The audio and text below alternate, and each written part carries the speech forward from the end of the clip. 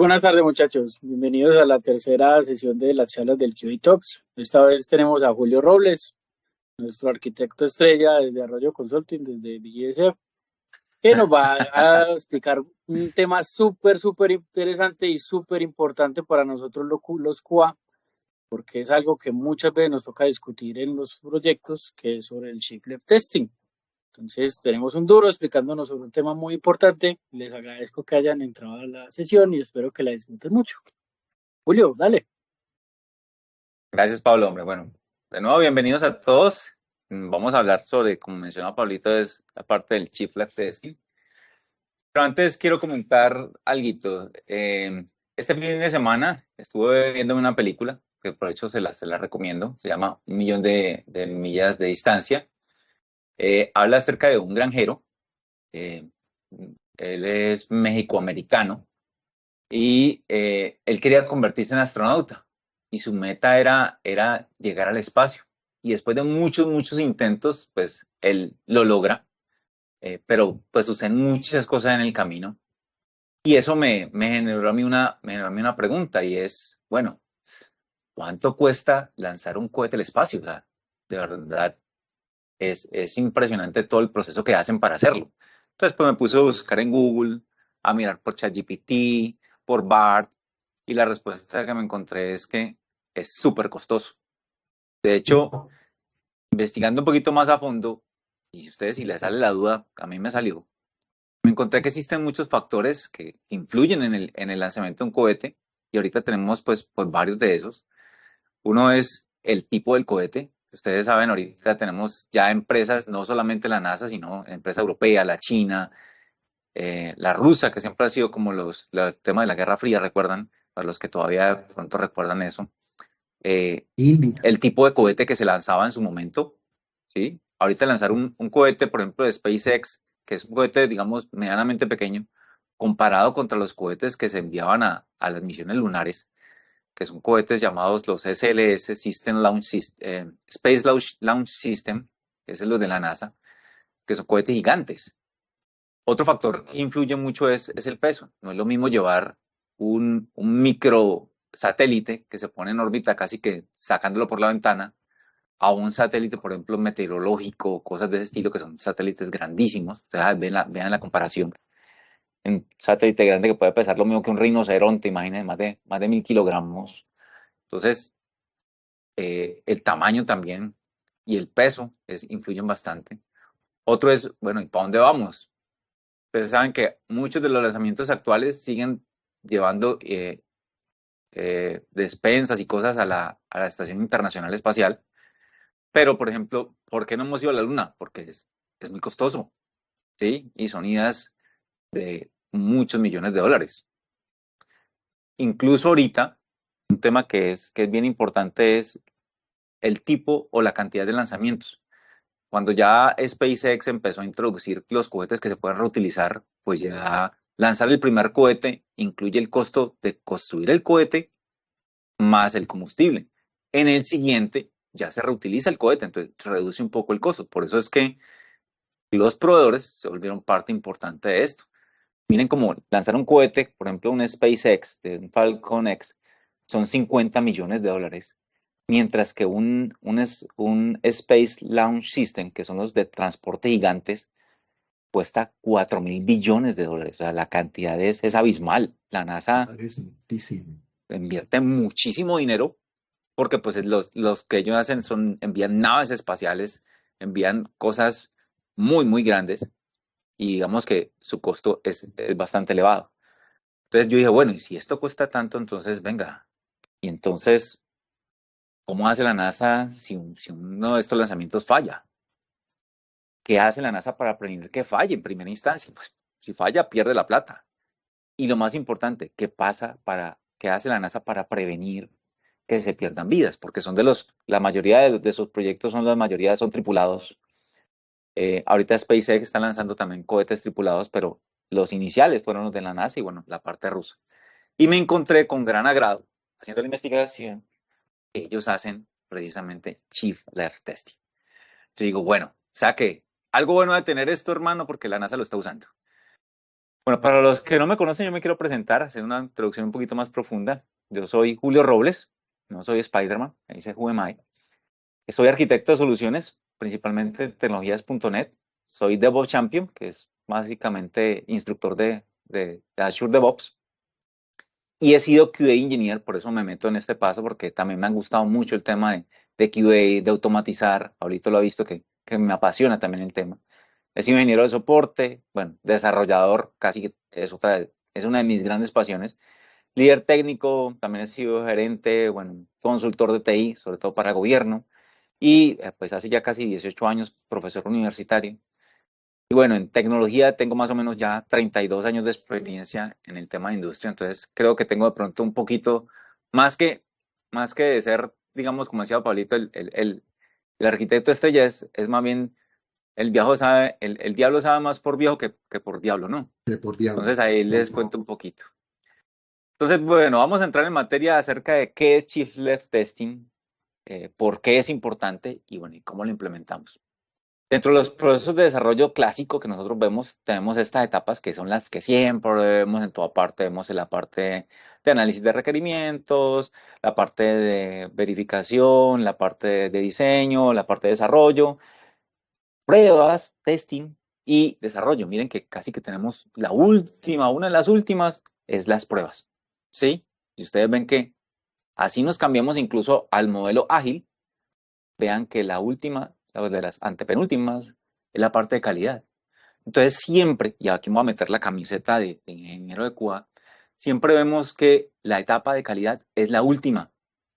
¿Y qué pasa con eso? Pues que nos volvemos cuellos de botella e incrementamos el costo, ¿cierto? Y yo aquí me meto porque me ha tocado. ¿Cuántos de ustedes no han sufrido?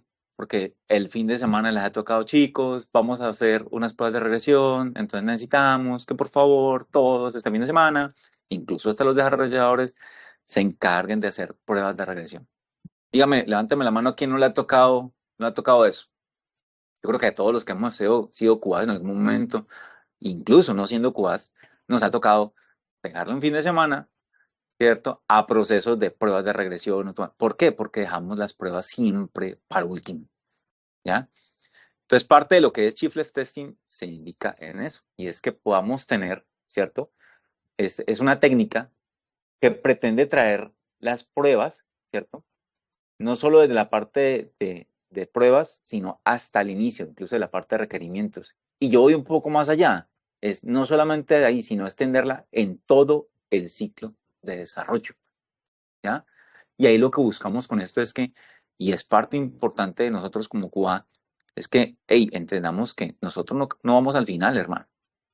Así como incluso los DevOps, que también como soy DevOps en algún momento, tenemos que incluirlos en todas partes. ¿Y por qué es esto?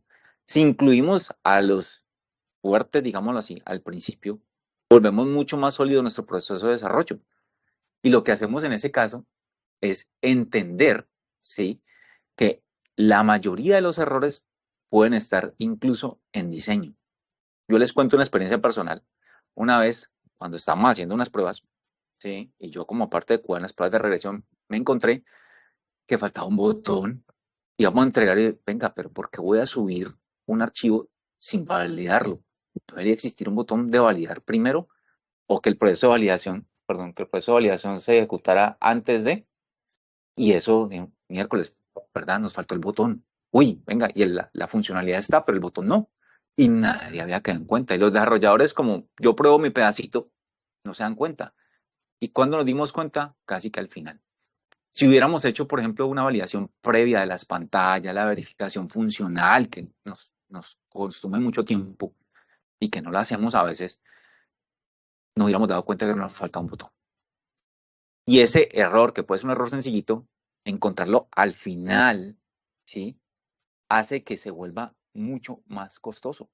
Imagínense cuánto nos costó cambiar un botón, volver a hacer pruebas, verificar que el proceso que nunca se había ejecutado funcionara, verificar que todo el proceso no se fuera a dañar, incluir la prueba como parte del proceso.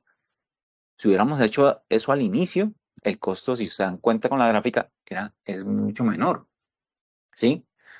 De hecho, aquí voy a mencionar publicidad política pagada.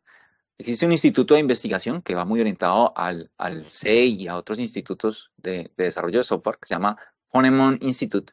Ellos hicieron una investigación en el 2017. Imagínense, no es tan lejana. Y se pusieron a hacer varias verificaciones en los procesos de desarrollo de varias compañías. Y encontraron que si usted más o menos solamente miren las etapas que estoy, construcción, codificación, construcción, parte de calidad y análisis de seguridad y ya puesta en producción, encontraron que determinar un error o encontrar un error en desarrollo puede costar aproximadamente un solo error $80.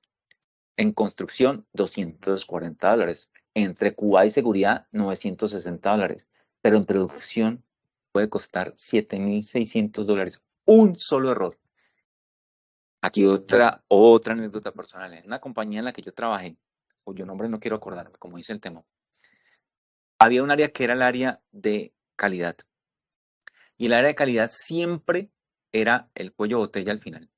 Y a ellos les pagaban por error encontrado. Imagínense la cantidad de errores que nos sacaban a nosotros en el área de desarrollo. Fue abismal, o sea, llegamos a tener más de 300 errores. ¿Quién soluciona 300 errores un fin de semana? Nadie. Eso es una locura, ¿ya? Entonces, toda esa parte del proceso como tal, ¿sí? Hace importante que metamos a la calidad como parte del proceso de desarrollo. ¿Qué hizo, por ejemplo? Y una de las cosas que fue comentándole acerca de esta compañía, y es que deshicieron el grupo de desarrollo, perdón, hicieron el grupo de calidad. Y lo que hicieron fue que incluyeron a cada ingeniero de calidad como parte del grupo de desarrollo. Digamos lo que entre comillas, hicieron un chief left testing, pero por personas. Entonces, cada desarrollador ya tenía ahí a la mano la persona que probaba su funcionalidad de una, sin esperar incluso a que pasara a la fase de despliegue. Y eso redujo la cantidad en tiempo de entrega, redujo la cantidad de errores e hizo algo muy importante que fue el sentido de pertenencia. Y es que como ya el de calidad, la persona que era el tester, ya no le respondía a un líder de calidad, sino que le respondía al mismo líder de desarrollo, pues digamos que entre comillas uno decía, no, vení, este error, de hecho, les cuento anécdota personal, los chicos decían, parce, no me levantes ese error, vení, ya te lo soluciono ya, que es que se me olvidó la tilde. La tilde era un error. Entonces, póngale la tilde y listo, sale. Y no esperar a levantar el error, meterlo en el backlog, o sea, todo el proceso mejoró, ¿sí? Y miren que eran cosas muy sencillas, simplemente decir, ve, ¿cómo vas a probar vos esto? Decime cómo lo vas a verificar, qué vas a hacer. Era incluir al QA como parte del proceso de desarrollo, que es una de las cosas que cometemos errores. Ahora, si vemos en términos de plata blanca, ¿cuáles son los beneficios de hacer Chief Lab Testing? O sea, de incluir a todo el proceso de desarrollo. Pues, digamos lo que saltan a la vista. El primero es reducir costos, ¿cierto? Detectamos los bugs de primera mano, o sea, incluso desde las áreas más tempranas. Segundo, nos volvemos más eficientes, lo que les comentaba ahorita. Hey, yo soy de una, tengo la calidad allí, venga, pregunte, haga el cambio, ¿sí? Lo otro es mejoramos la calidad. Antes incluso de desplegar y demás, ya estamos solucionando errores. Y al mejorar la calidad, tenemos un proceso bastante importante ahí, es que hacemos que nuestro cliente tenga un grado de satisfacción más amplio, ¿va? Vamos a sentir que el cliente, la cantidad de errores que le encuentran es muy poquita. Y las pruebas de aceptación son poquitos los errores. Es decir, hey, este grupo es bueno, esta empresa es muy buena, ¿ya? Yo no encuentro tantos errores, porque obviamente se nos van a pasar, pero la idea es que no se nos pasen tantos, ¿listo? ¿Qué hace esto? Que en términos de competitividad también podamos entregar productos de alta calidad, muy bueno en el mercado, ¿listo? En menor tiempo de despliegue, ¿ok? Y menor tiempo de puesta en marcha. Entonces, eso va muy orientado de pronto yo, aquí que me corrijan, recuerdo, no sé si en PM se maneja el tema del CAT, que es costo, alcance y tiempo, ¿ya? Entonces, si yo hago que mis errores se corrijan mucho más antes, incluso detectarlos, ni siquiera corregirlos, detectarlos mucho más, pues me ayuda también a identificar que el costo sea menor, que el tiempo incluso sea cero, detectar el error sin que lo haya ejecutado cero, ¿cierto?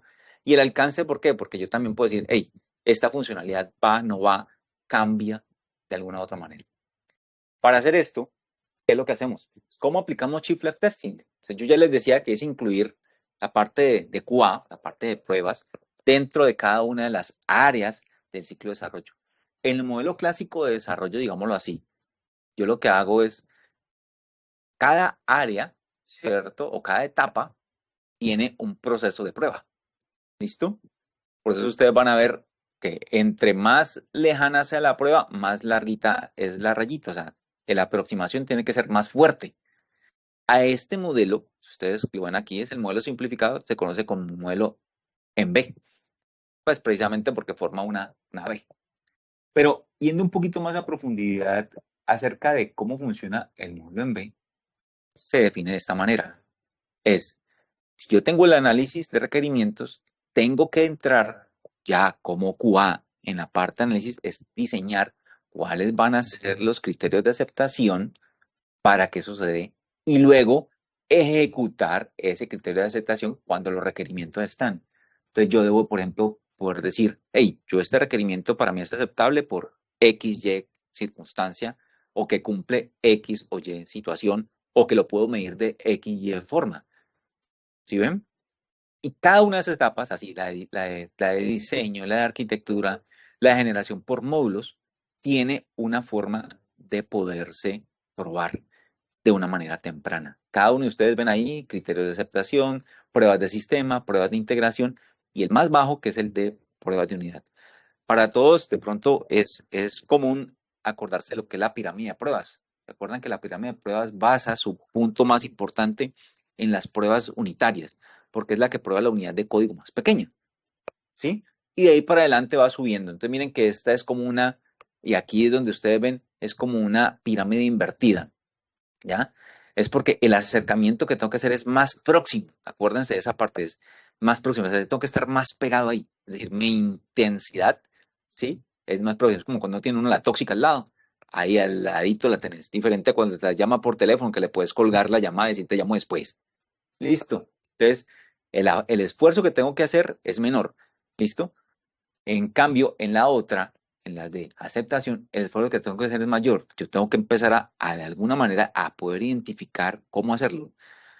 De hecho, en arquitectura nosotros hacemos algo que son los cruces para hablar de la parte de integración, de lo que son las funcionalidades con respecto a los requerimientos esperados. Entonces, dentro de esa matriz tenemos que entrar a definir, ok, ¿y cómo garantizo que estoy diciendo que el rendimiento sí se cumple? Que estoy diciendo que son 5 segundos, que debo responder la página como mínimo. Pues, de alguna manera tengo que registrar, por ejemplo, en pruebas el tiempo. O vamos a decir, listo, eso se va a cronometrar. O en la tabla tengo que decir, ok, voy a hacer un query donde el desarrollador, miren lo que estoy diciendo, el desarrollador debe crear el registro con la fecha de inicio y fecha de fin de la transacción. ¿Sí ven? Miren cómo es de importante ahí. El desarrollador simplemente manda a ejecutar el proceso de transformación por ejemplo, un documento. Y ya. Pero ¿cómo hago yo para probar? Entonces yo le tengo que decir, venga, pero es que tengo que decir que eso se demora 30 segundos o 5 segundos. Entonces, porfa, ponele al inicio un registro de auditoría que diga inició el proceso y cuando termines finalizó el proceso. Y ya yo como calidad tengo que generar un query que me diga que los dos, que la diferencia de los dos está en el rango esperado. ¿Sí lo ven? Miren quién definió eso. Calidad. Eso no lo definió desarrollo. Desarrollo no lo tiene por qué entender. Desarrollo cumple simplemente con tomar su tiempo y listo. Pero nosotros, ¿cómo probamos? ¿Cómo garantizamos? Recuerden que en calidad siempre vamos a tener lo que llamamos las evidencias. Entonces, como parte de todo eso, existen varias estrategias o varios tipos en la ejecución de Shift Left Testing. El primera aproximación es el modelo tradicional, que es el que estamos viendo, ¿ya? Con una pequeña salvedad. Miren que al inicio arrancábamos en la parte de requerimientos. Aquí se añade un proceso que en la parte de modelo tradicional se llama validación-verificación y es justo antes de ya entrar a las etapas de desarrollo, yo hago validación, es decir, verificar que si esté correcto, válido que si esté generándose esta información, válido que tengo en cuenta los criterios de aceptación, válido que la funcionalidad está válido, o sea, todo. Y la otra verificación es cuando ya tengo el sistema corriendo, ¿ya? Ya es verifico que sí, lo que yo dije que iba a medirse, está. Verificar que la base de datos que dije que iba a tener, está. ¿Listo? En esa parte y es cuando yo quiero identificar esa verificación, la realizamos mucho con lo que tiene que ver con las pruebas de unidad. Las pruebas unitarias, como estas se basan mucho es en el proceso ya de ejecución, pues las pruebas unitarias se vuelven súper importantes. Y ahí es donde nosotros como QA tenemos que garantizar que sí hay pruebas y tenemos que exigirle a los desarrolladores que error, y ya me pongo ahora en la camiseta de los desarrolladores, cometemos el error de que nos gusta hacer el desarrollo, pero no nos gusta hacer las pruebas. Muchos ni siquiera saben usar TDD y muchos ni siquiera usan la metodología TDD. A veces ni siquiera es hacer la prueba, sino pensar que el desarrollo debo optimizarlo para que pueda ser probado. Y eso, en algún momento, es uno de los grandes errores que cometemos en desarrollo. ¿Quién nos lo dice? Calidad. Ve, pero ¿y la prueba unitaria de esto? No, parce, no la he hecho. Uy, yo no te puedo recibir eso. Toma tu defecto. En algunas compañías, de las que les decía hace un rato, no entregaste prueba, defecto. Pero la funcionalidad, esta hace lo que tenía que hacer, pero es que usted no entregó pruebas, defecto. Y nos cobraban los defectos. A nosotros nos cobraban y lo pagaban a los otros. En el siguiente esquema es el esquema tradicional. Este es el que es más conocido, digamos, el tema de los sprints, ¿cierto? Aquí lo que hacemos es que ya empezamos a generar automatización de pruebas, ¿ya? Ya empezamos a meter componentes en donde hacemos entregas parciales, ¿sí? Hacemos entregas incrementales, porque ¿qué hace un sprint? Escoge todo un conjunto de funcionalidades grandes y la divide en pequeñas funcionalidades, cositas pequeñitas que yo puedo entregar. Entonces, yo tengo que hacerle la prueba a la paginita que hace la carga de información. Tengo que hacerle la prueba al generar el documento que se cargó. Tengo que hacerle la prueba al que envía el mail después de que se generó el documento, ¿ya? Pero no necesariamente lo hago en el mismo sprint, sino que tengo que hacerlo en el sprint siguiente, en el primer sprint hago el de la carga, en el siguiente hago el de la generación, en el siguiente hago el del envío. Entonces miren cómo se va volviendo incremental y las pruebas van a ir consecutivas una tras la otra. Entonces aquí ¿qué se hace importante? Es, si yo pasé al siguiente sprint y me toca para poder probar la generación, tengo que probar la carga, pues ¿qué necesitaría? Automatizar pruebas. Entonces, yo lo que haría es automatizo la prueba de carga, pruebo la siguiente, la automatizo, pruebo la siguiente, automatizo. Así cuando vaya a probar toda la funcionalidad, simplemente es correr esa prueba automática. Y eso es parte del proceso de nosotros. Muchos de los QA no saben automatizar. Son personas que de alguna u otra manera nos olvidamos de que la automatización es parte importante también del flujo de calidad. Cuando hacemos pruebas manuales, sí está bien, es un proceso que tenemos que hacer, pero recuerden que la forma de reducir costos es automatizar. A veces, y creo que ya por experiencia que me podrá decir Pablo, creo que Emma, bueno, algunos de los chicos por acá, que hemos automatizado pruebas, cuando lo hacemos al inicio cuesta un poco, pero las herramientas por lo general de automatización no son complejas y las podemos aprender. Entonces no tengan miedo de que automatizar, sí, es que me toca programar y eso no, tranquilos, eso es un proceso que no es complejo y es parte del proceso incluso de desarrollo y del proceso de calidad. Ahora, ya después de que he hecho la automatización, ¿qué pasa? Pues viene incluir esa automatización para que cada sprint corra esa automatización de pruebas, pero ya dentro de mi flujo de integración continua. Ese flujo de integración continua que hace, coge las pruebas y las vuelve parte del proceso o del requerimiento para que sea desplegado en producción. Si las pruebas automáticas no pasan, yo no despliego. Imagínense, no, es que si me funciona la carga del archivo. Compa, pero no te funciona el envío del correo. No, pero yo tenía que solucionar la carga. Sí, pero está fallando el envío del correo. Algo estamos haciendo mal. Entonces, no puedo librar. No puedo hacer eso. Entonces, la integración hace que esas pruebas sean parte del proceso. Y el último, ya dentro de las no menos importante, es el tema de modelado. ¿Qué hace el sistema de modelado? Es ya coge cada una de las etapas y empieza a identificar cómo puedo probar de manera más eficiente y de manera pronto un poquito más aislada cada una de esas etapas. Entonces defino modelos. Uno de los modelos puede ser el esquema de prototyping, es decir, en UI, y aquí de pronto es una cosa que ya yo hago como arquitecto, a mí me gusta mucho prototipar. Es decir, yo hago que la gente de front haga todo el prototipo y queme los datos. Si eso tiene que ir a la base de datos, simule que va a la base de datos, ponga un timer, un delay, lo que quiera, y luego queme la respuesta y muestre la respuesta.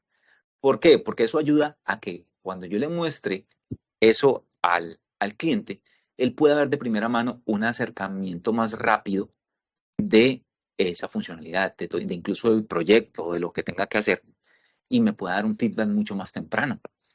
Eso me ayuda muchísimo, ¿ya? Y la idea es que eso se hace incluso antes de tirar la primera línea de código. Antes de definir incluso hasta el tema de arquitectura, porque la parte funcional, muchos de los clientes nos entregan los prototipos o nosotros lo hacemos. Ahora yo les pregunto, ¿cuántos de ustedes en calidad han revisado un prototipo a la luz de un UI UX experience? De decir, venga, pero es que estos son muchos botones. Venga, ¿y cuántos clics hay que hacer? Usted tiene que hacer más de, no sé si conocen la regla de los 3 clics. Hay una regla en UI UX que dice que usted no debe tener más de 3 clics para llegar a una funcionalidad. Si usted tiene más de 3 clics es porque la funcionalidad está mala o es una funcionalidad que no debería ir ahí. ¿Esa validación la hemos hecho alguna vez como QA? Creo que no. O son muy poquitos de pronto los que la han hecho. Entonces, ahí les dejo para que tengan presente esa parte.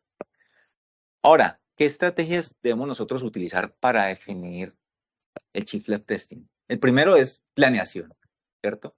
Lo que hacemos es identificar qué elementos intervienen, quiénes intervienen, qué necesitamos.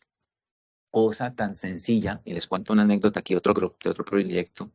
En este momento hay un proyecto donde tenemos que la base de desarrollo es la misma base de datos de QA. Imagínense eso. Ustedes saben cuántas veces le tenemos que decir a los de QA, venga, es que vamos a hacer un montaje, esperen un momentico, no prueben. Lo retrasamos. Y toca. ¿Y todo es por qué? Porque el cliente no previó en su presupuesto una base de datos de calidad. Imagínense. Entonces, en planeación, hey, QA tiene que decir, venga, y la base de datos para eso, y las credenciales, y el usuario. Yo no sé si ustedes recuerdan, en otro proyecto por acá de pronto, Pablo, no teníamos usuario de pruebas. ¿Y cómo entrábamos al sistema con el directorio activo sin usuario?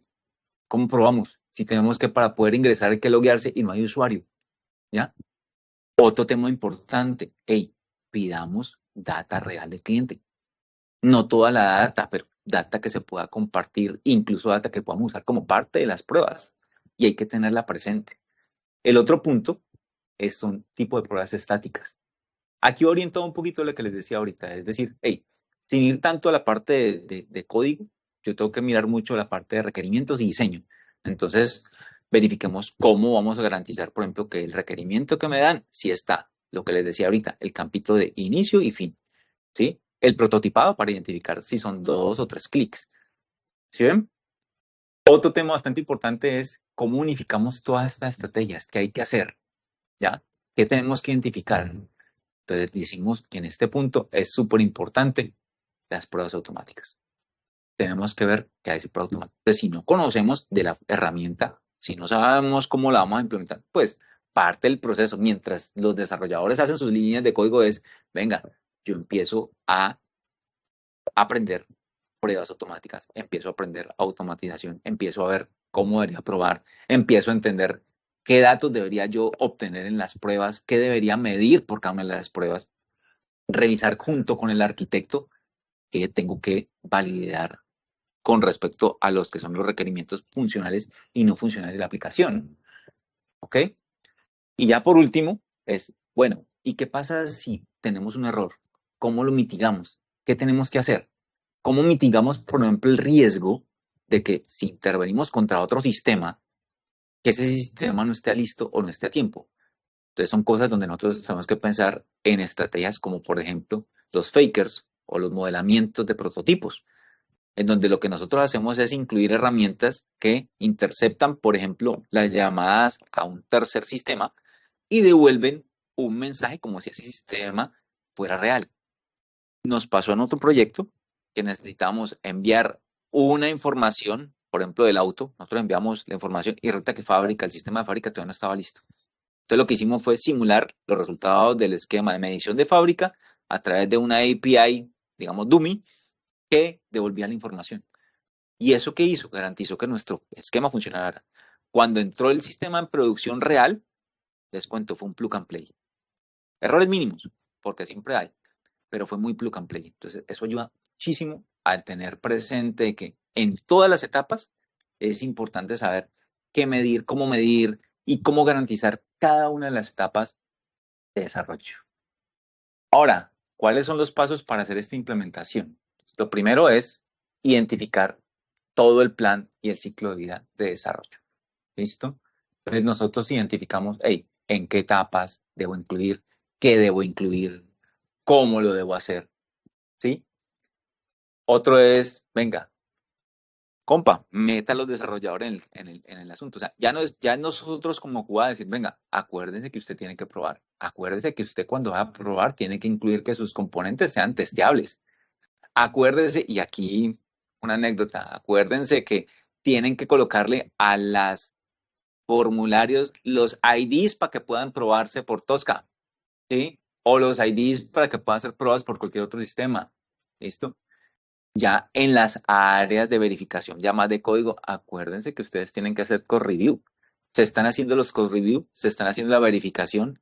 Hay una verificación de par de que el código está cumpliendo lo que la arquitectura o el arquitecto dice que tiene que cumplir. ¿Listo? Y lo otro es trate de estandarizar sus herramientas. Es decir, si siempre estoy usando, por decirlo de alguna manera, si estoy usando Tosca para hacer pruebas de UI, pues aprenda a usar Tosca como pruebas de UI. Pero en el proyecto, si usted en otro proyecto usa otra, pues que sea esa la herramienta. Trate de usar una herramienta estándar para que todos las conozcan. ¿Ok? Así, no, eso lo sabe solamente Pablo. Entonces, no, pues Pablo es el único que sabe Tosca. Perdimos, entonces no podemos hacer pruebas porque Pablo enfermó. Dios no lo quiera. ¿Sí? Es importante eso. Otro punto importante ahí es, hey, las características, pruébelas, verifíquelas, ¿sí? Muchos de nosotros somos dados a veces y entramos en la monotonía de la prueba y no estamos garantizando que el requerimiento incluso está cumpliendo. No garantizamos a veces que la historia de usuario sí se está cumpliendo al pie de la letra, sino que lo volvemos paisaje y no lo garantizamos. Entonces, a veces es bueno devolverse un poquito incluso hasta la historia de usuario y ver, hey, ¿cómo se está haciendo esto? ¿Qué es lo que estamos trabajando en este punto? Y lo otro es meta automatización. O sea, automatizar es uno de los puntos más importantes en este proceso. Si nosotros no automatizamos, nos vamos a generar, así hagamos cada uno de los procesos y nos metamos en calidad, vamos a hacer un proceso que va a ser meramente chinomático. O sea, todo el tiempo vamos a estar allí, vamos a estar allí. Entonces, automatizar se vuelve súper importante. Les quiero dejar esta pequeña frase que me parece importante, es que el Shift Left Testing, ¿cierto?, hace que el proceso o se adapta a que un proceso de esto sea una idea ágil. La Shift Left Testing también es ágil. ¿Y por qué? Porque lo metemos en cada una de las etapas, porque es moldeable, porque no es una camisa de fuerza. Ustedes pueden definir hasta dónde incluyen y qué esfuerzo van a incluir en cada una de las etapas. Chicos, esto es lo que les quería compartir. Espero no haberme pasado mucho tiempo. Y bueno, no sé, agradecerles. ¿Tienen alguna pregunta? Julio, primero que nada, muchísimas gracias. Muy, muy, muy interesante el tema, muy bien explicado. Muchísimas gracias. Quisiera compartirte algo que me pasó pues en otra empresa y hacerte una pregunta al respecto. En su momento, Vale.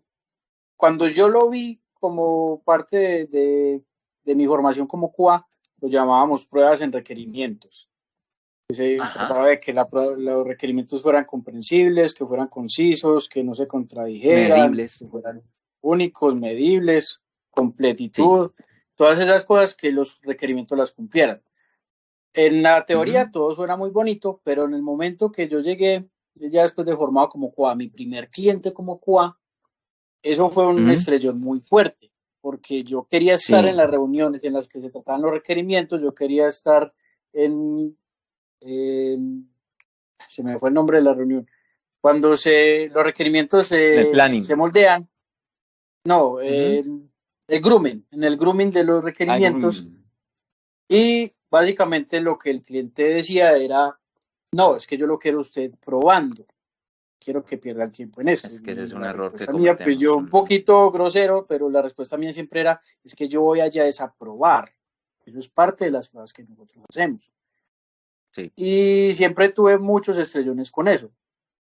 ¿Cómo le llega uno al cliente respecto a ese? Pues uno sabe que a largo plazo eso les va a dar muchos beneficios, pero dado que a corto plazo lo que ellos van a ver es esta persona en vez de trabajar está aquí escuchándonos lo que decimos, ¿cómo le llega a uno como para que el cliente entienda, que el usuario, el PM, la persona a cargo del proyecto entienda que es importante que el QA esté, porque el QA no es parte del equipo de desarrollo, no es parte del equipo de negocio, sino que es como el puente entre ambos? Me parece a mí, lo defiendo delante del que sea, porque en otros sin contexto no tenemos nada. Sí, correcto. Y me parece que es muy importante que el QA esté ahí. ¿Cómo hace uno para hacerle entender a ese usuario final, a ese PM, a ese PO, que uno debería estar en todas esas reuniones y que es muy importante que uno esté en todas esas reuniones? Mira, nosotros hicimos un ejercicio muy parecido hace un tiempo y esa fue la razón por la cual le comentaba hace un rato que decidimos que los QA deberían hacer parte del equipo de desarrollo y no como un equipo aparte. Y es que nos dimos cuenta que cuando el QA entra a ser parte de la definición de los requerimientos e incluso la evaluación de los criterios de aceptación, podía entrar a definir qué se debía aprobar y qué no. Incluso qué funcionalidades van. Entonces, ¿qué es lo que hicimos nosotros? El QA, por la parte nuestra, digamos que, entre comillas, y eso, digamos que fue medio guerrillero, fue bajo cuerda, lo que le pedí yo a Martica en ese momento, bueno, Marta era la persona que estaba, le dije, Marta, necesito que verifiques las historias y me digas cuántas son medibles, cuántas no, y qué errores puedes encontrar. Y generamos un reporte. Y ese reporte lo presenté yo en presidencia. ¿Y por qué eso no nos habíamos dado cuenta? Y la respuesta que yo dije es, porque no metemos los QAs, lo sacamos al final. Y el presidente de la compañía dijo, entonces no más QA, pasan a ser los QA parte del equipo de desarrollo. Todo fue con hechos y datos.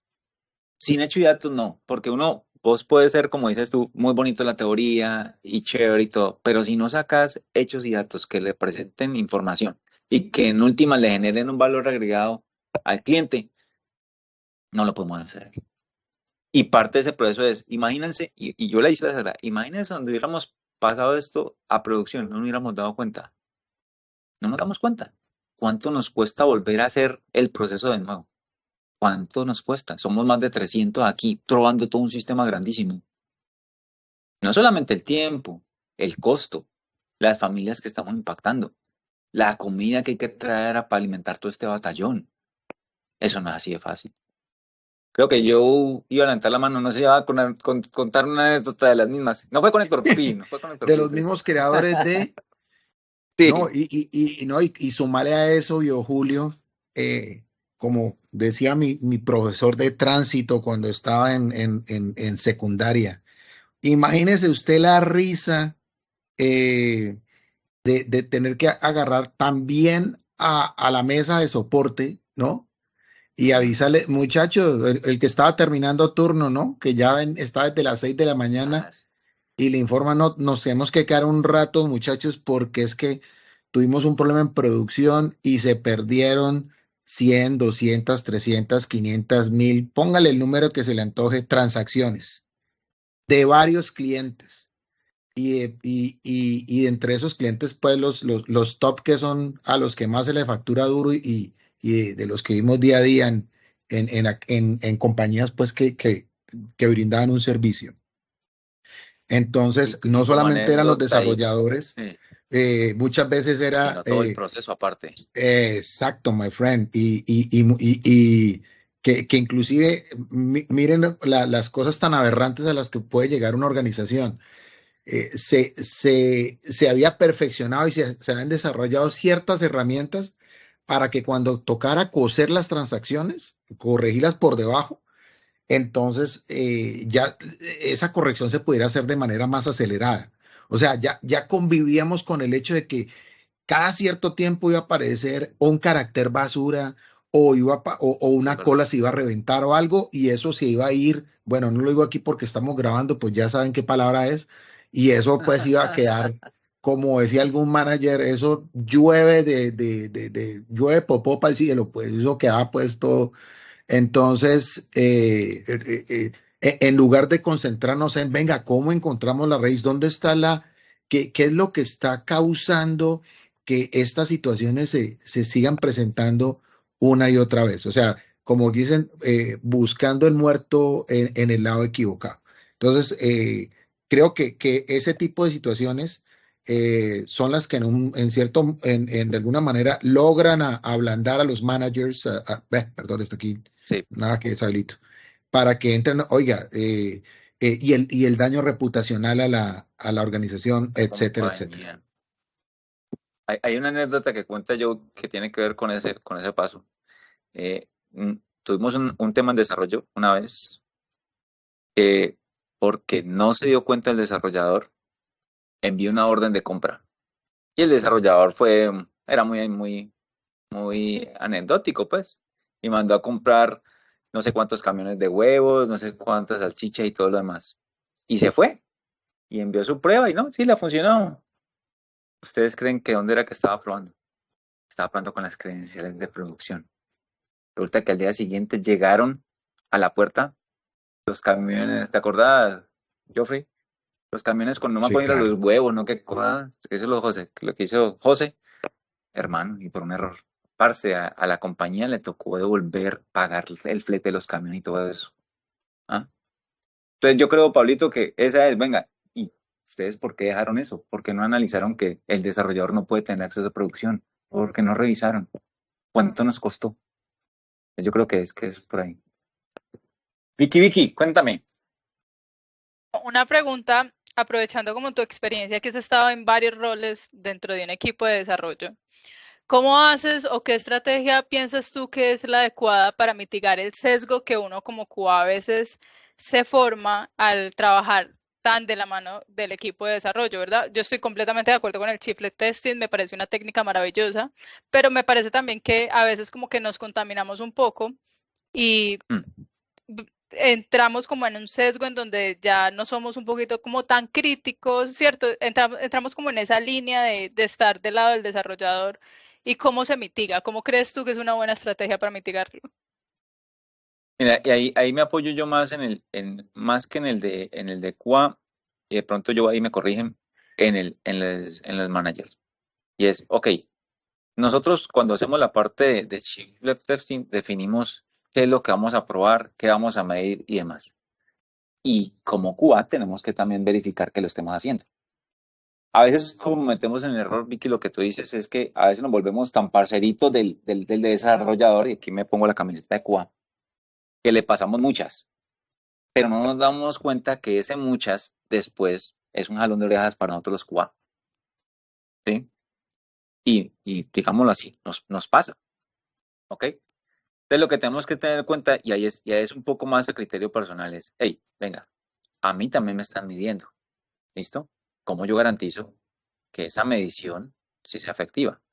Entonces yo me voy mucho al tema de que trabajemos siempre con hechos y datos. Yo lo que puedo probar, lo puedo medir. Y eso lo que hacemos es que garantizamos que las historias de usuario tengan eso. ¿Cómo hacemos? Y ustedes lo saben. Ustedes ven que los BSA construyen la historia de usuario, pero nosotros como QA deberíamos poder garantizar venga, y yo como pruebo que esto sí está correcto. E incluso el desarrollador se ha dado cuenta, les cuento de aquí experiencia personal también de otro proyecto. Yo tenía un grupo de desarrollo en una fábrica de desarrollo. Ellos me pedían, venga, pero entonces yo necesito que el QA me anexe las pruebas para yo garantizar que sí probó, que sí funcionó. Entonces, ¿qué ha tocado a los QA? Tenían que anexar, por ejemplo, las pruebas, ¿sí? Y la matriz de pruebas para decir qué es. Entonces, ese sesgo que tú estás mencionando allí se hace con datos. Venga, aquí están 30 pruebas que usted tiene que pasar. ¿Las cumpliste o no las cumpliste? No, parce, que me faltan dos. Parce, pues, sorry, me toca lanzarte el error. Sí, me toca hacerlo, porque es que yo como le voy a decir en la reunión, "Ey, ¿cuántas pruebas pasaron? No, 30 son y pasaron 28. Y las otras dos, no, es que las está corrigiendo, Jesús las está corrigiendo. Y entonces, ¿qué hay que entregar hoy? ¿Qué pasa? ¿Por qué no definimos? Jalón de orejas. Y entonces ya uno sabe de desarrollo, venga, parce, no, nos regañaron a los dos.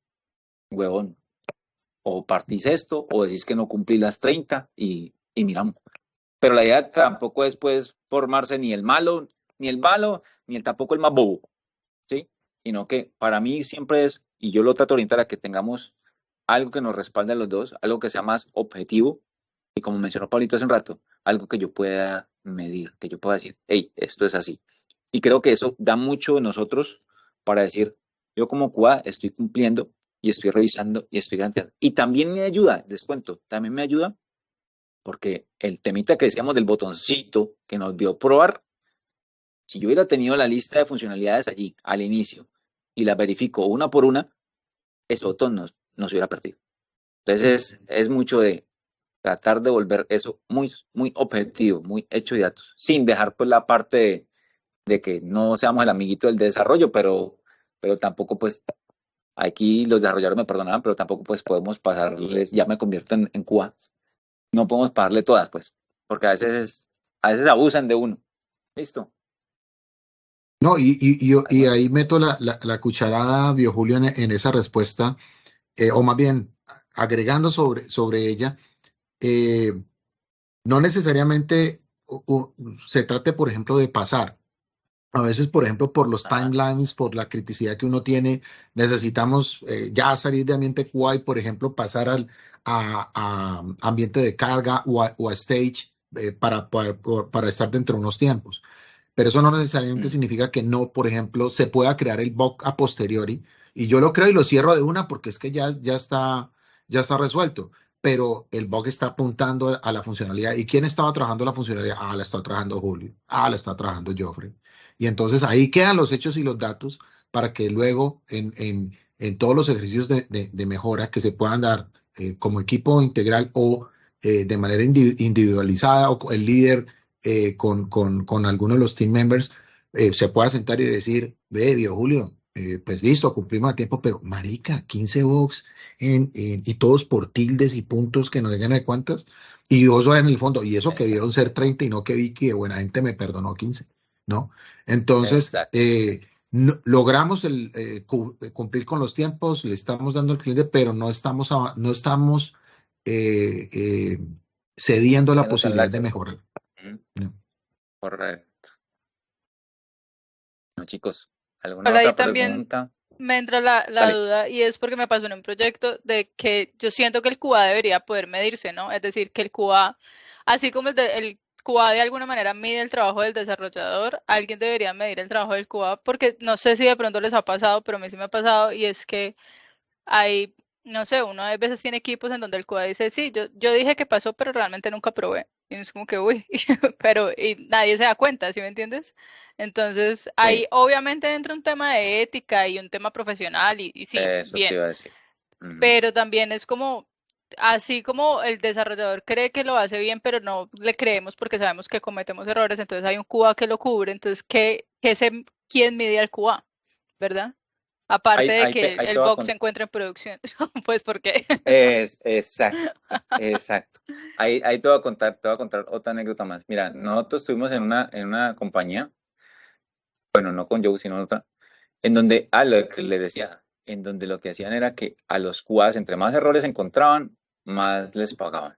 Entonces, obviamente, cualquier error que encontraban, bueno, pero cuando se cambió la metodología, ya decíamos, hey, ¿y ahorita cómo medimos a los QAs?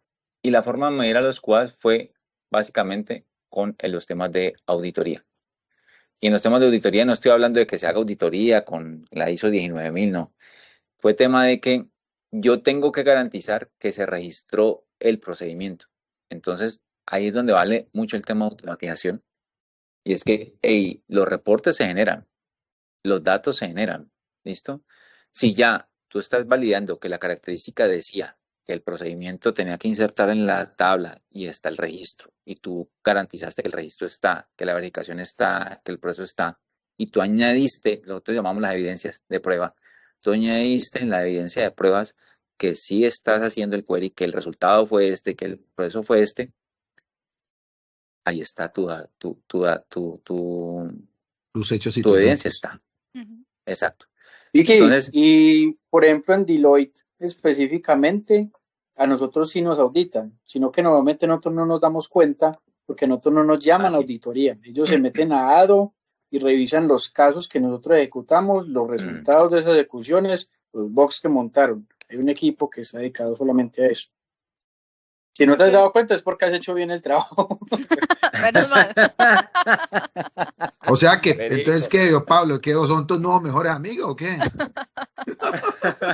No, yo me vine a dar cuenta fue porque Elma me contó, me dijo alguna vez que era muy Eso es delicado verdad. lo que poníamos en el lado, porque nosotros realmente, si hay un equipo que nos audita. Sí, sí, hay un Y equipo que hace María, eso. que no está por ahí, pero sí, ella fue la que me echó el chisme. Sí, tiene todo el sentido. Correcto, y más una empresa que es tan grande, imagínense, no me puede dar tanto lujo de perder De tantos por huevos sí, en ¿no? producción. Entonces, Verico. Bueno, chicos, ¿alguna otra pregunta, comentario, sugerencia? Qué chévere esta charla. Sí, estuvo bastante, bastante interesante. Bueno, creo que no me queda más que agradecerles a todos. Y bueno, por acá estamos a la orden.